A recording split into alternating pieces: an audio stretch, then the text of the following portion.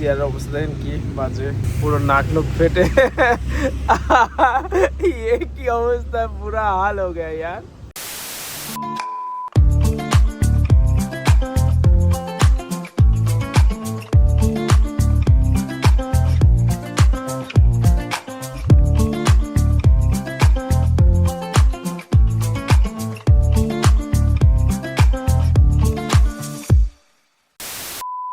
What's up guys, good morning from সেই পোখরার lake side.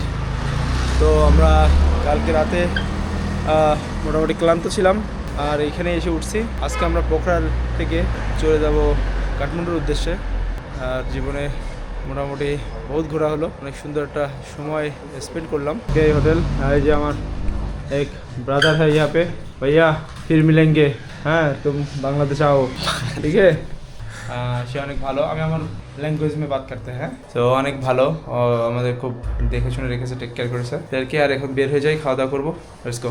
WhatsApp guys, কী অবস্থা সবার? আশা করি সবাই ভালো আছেন। সো আমরা নেপাল থেকে আমাদের রাইড শেষ করে এখন আমরা পোখরা থেকে চলে যাব আজকে কাঠমান্ডুর উদ্দেশ্যে। পোখরা থেকে কাঠমান্ডুর উদ্দেশ্য প্রায় আমাদেরকে যাওয়া লাগবে 200 কিলো মতো, এখান থেকে ডিস্টেন্স আর কি।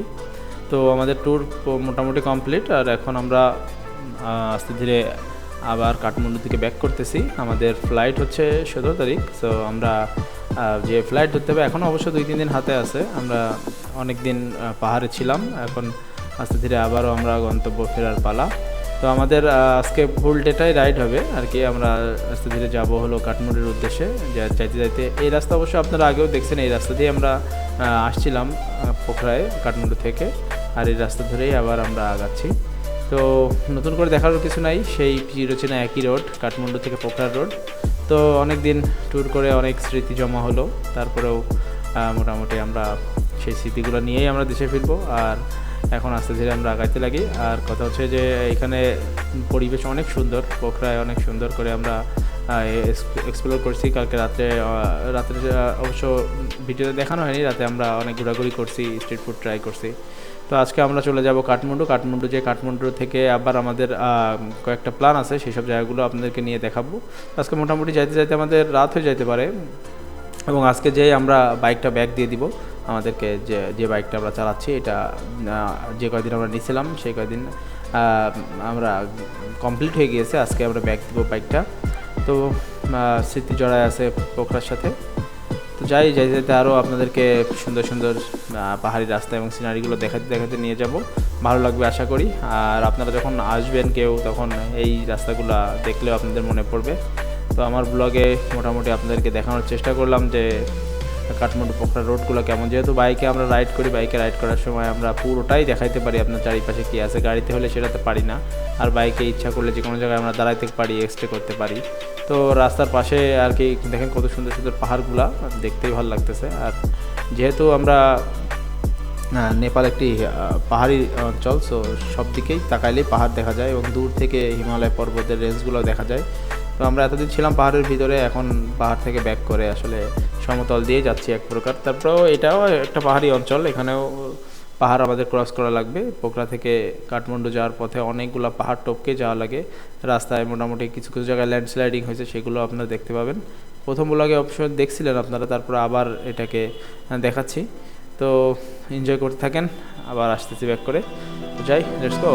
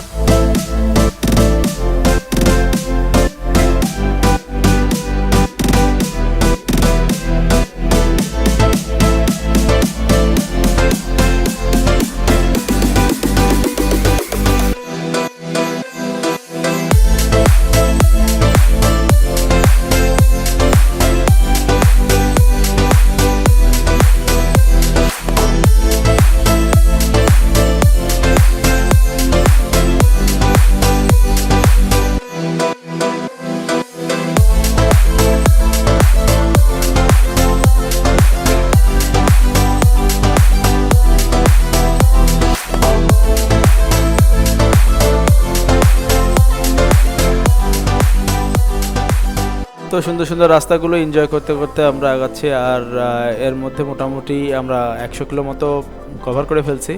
আর একটা জিনিস দেখছেন যে দেখবেন আর কি খেয়াল করলে, সেটা হচ্ছে আমরা এতক্ষণ যে রাস্তাটা চালাচ্ছিলাম সেটা অসম্ভব সুন্দর ছিল। আসলে পোখরা থেকে কাঠমান্ডু যাইতে 100 কিলো রাস্তা মতো খুবই মানে ডিজাস্টার টাইপের ভাঙাচোরা, আবার বাকি ধরেন 100 কিলো রাস্তা মোটামুটি একেবারে চকচকে এবং হ্যাভি, মানে জোস, এক কথায় অনেক জোস রাস্তা আর কি। তো এই কারণে আমরা মোটামুটি এই 100 কিলো খুব স্মুথলি আমরা খুব আনন্দ করতে করতে মজা নিয়ে রাইড করছি। আর এবার দেখছেন রাস্তার অবস্থা কী বেহাল অবস্থা। এই বেহাল রাস্তা ধরে আমাদেরকে যাইতে হবে এখন কাঠমান্ডুর দিকে। তো এই 100 কিলো রাস্তা একটুখানি অফ রোডিং আছে, কিছু কিছু আবার ভাঙাচোরা আছে, মানে সব কিছু মিলায় আর কি। ভালো রাস্তাও আছে এর ভিতরে, পাহাড়ি তো হিল রোড, যখন তখন ল্যান্ডস্লাইডিং হয়, অনেক জায়গায় ল্যান্ডস্লাইডিংয়ের কারণে রাস্তা নষ্ট হয়ে যায়। তো এই আর কি, তো এইভাবেই টুকটুক করে আগাচ্ছি, দেখি যতদূর যাইতে পারি। আর মোটামুটি সন্ধ্যার মধ্যে ইনশাল্লাহ আমরা পৌঁছে যাব। একটু ব্রেক দিব রাস্তায়, খাওয়া দাওয়া যদি মন চাই করলাম, কিছু করলে না করলাম। তো এই আর কি, আমি যাইতে লাগি, আবার দেখা হচ্ছে, আবার কথা হচ্ছে।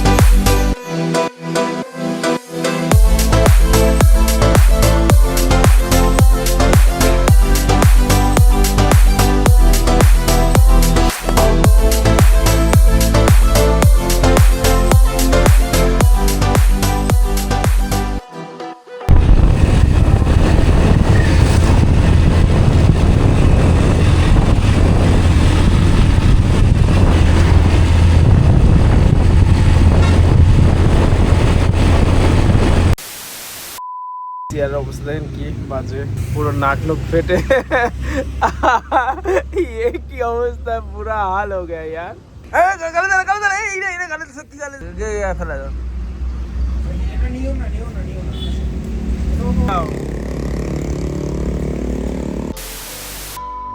তো বিকাল যত হচ্ছে তত ঠান্ডা বাড়তেছে। আসলে সূর্যের আলো না থাকলে নেপালে আসলে ঠান্ডা পড়া শুরু হয়।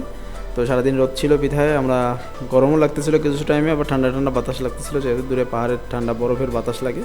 আর এই যে বিকাল হয়ে যাচ্ছে, আলো কমে যাচ্ছে আর ঠান্ডা বাড়তেছে। তো এইভাবেই, আর দেখেন রাস্তার পাশে কি সুন্দর সুন্দর টানেল করা আর বড় বড় ব্রিজ, মানে ওভার ব্রিজ বানানো। তো অনেক সুন্দর করে নেপাল গোছানো। নেপাল ছোট একটা দেশ হইলেও কি অনেক সুন্দর করে গোছানো। আর পাহাড়ের উপর কত বড় বড় ইমারত তৈরি করতেছে, বাড়িঘর সুন্দর করে পাহাড়ের ধাপে ধাপে বাড়ি বানানো। আসলে দেখে এগুলো আসলে অনেক ভালো লাগে। আর নেপাল অনেক শান্তিপ্রিয় একটা দেশ। তো চলতে চলতেই মোটামুটি সন্ধ্যায় গেল, আমরা শহরের মধ্যে ঢুকে পড়লাম। আর আমাদের প্ল্যান এখন হচ্ছে দ্রুত যে আগে বাইকটা জমা দেওয়া, কারণ একদিন যদি আমরা বেশি বাইক রাখি তাহলে এই রাতটা পার হইলে পরের দিন থেকে আবার ভাড়া কাউন্ট হবে। তো আমাদের যে দাদা ছিল, দাদা আসলে আমাদেরকে একটা উপকার করছে, সেটা হচ্ছে আমরা বাইক ভাড়া করছি আর ওনার বাইকটা আমাদেরকে দিয়ে দিয়েছে। এই জন্য আমাদের কাছে আসলে দুইটা বাইক রেখে লাভ নাই। তো একটা বাইক আমরা ব্যাগ দিয়ে দিব। তো আমার এই এফজেডটা ব্যাগ দিয়ে দিব আজকে, আর কালকে আমরা মোটামুটি আমাদের এক্সপালস নিয়ে ঘুরবো। আর যে কদিন আসি আর কি, সে কদিন আমরা এক্সপালস নিয়ে ঘুরবো। তো এখন সরাসরি আমরা বাইক ব্যাগ দিয়ে তারপরে যে রুমে উঠবো। তো ওকে, লেটস গো।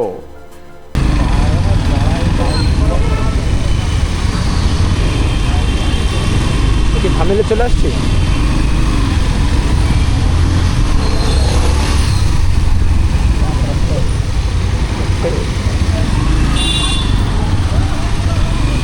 ये सब मार्केट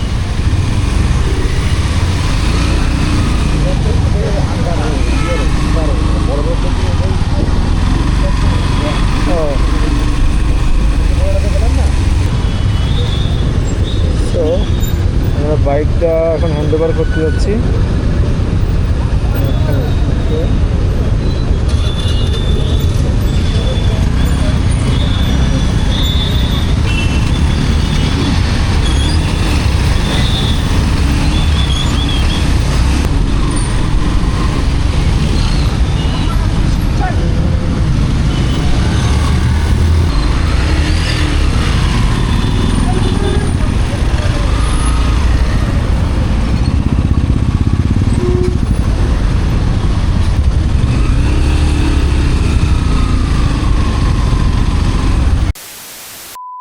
आपके दोस्त लोग अब बहुत आ रहा है। हाँ हम आपका रेफर करेंगे। और वो जो नेक्स्ट मंथ है ना, हाँ। 30 तारीख में हाँ। और भी 7 लोग आएगा, वो भी यामा ही लेगा। ओके। एक्चुअली ये यामा से हम एक लगा sponsor दे, है। हाँ लगा हाँ, इसलिए यामा बाइक चाहिए था।